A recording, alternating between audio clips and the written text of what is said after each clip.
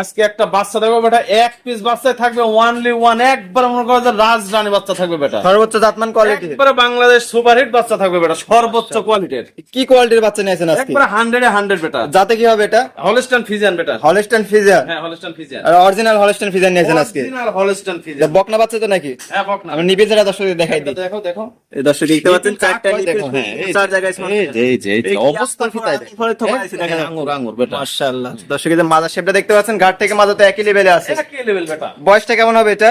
বয়সটা 12 মাস প্লাস। 12 মাস প্লাস হবে। হ্যাঁ 5 লাখ টাকার গাবিতে পরিণত হবে আল্লাহ যদি বাঁচা রাখে বেটা।